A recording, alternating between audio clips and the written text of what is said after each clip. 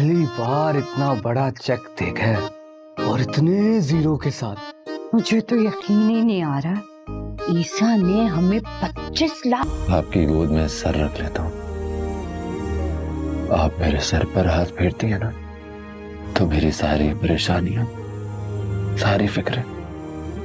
फूफो, मैं दुल्हन का घूंघट। ईसा की माँ आखिरकार ईसा की मर्जी के आगे सर झुका ही देती है। उसे लगता है कि ईसा कहीं उसके हाथ से ना निकल जाए और ये राज भी आश्कार ना हो जाए कि वो उसका सौतेला बेटा है।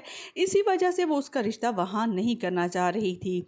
इन सब से बचने के लिए ईसा की माँ वहाँ जाकर उसका सबाहत का रिश्ता तो मांग लेगी, लेकिन दिल ही दिल में वो ये सोच रही होगी कि किस तरह सबाहत को अब ईसा की ज़िंदगी से दूर किया जा सकता है, और इस तरह दूर करना कि उसका नाम भी ना आए और वो उसकी ज़िंदगी से चली जाए। इसीलिए तो वो सबाहत के साथ तंज में लिपटी हुई बातें करेगी और इस तरह शो करेगी कि वो उसको पसंद नहीं करती, लेकिन उसकी मजबूरी है। ताकि माँ अभी उसे ये नहीं बताने वाली कि वो इसका रिश्ता कहाँ कर रही है। वो ईसा को सरप्राइज़ देना चाह रही होती है। वो यही समझ रही होती है कि ईसा के दिल में अपने लिए किस तरह पसंदीदगी को बढ़ाया जाए और अपनी कदर कीमत किस तरह बढ़ाई जाए।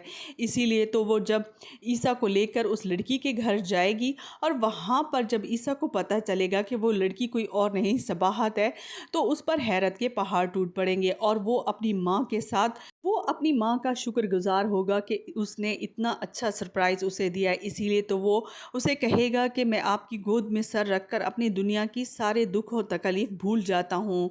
दूसरी तरफ ईसा के मामा मामी भी उसे लूटने में लगे हुए होते हैं।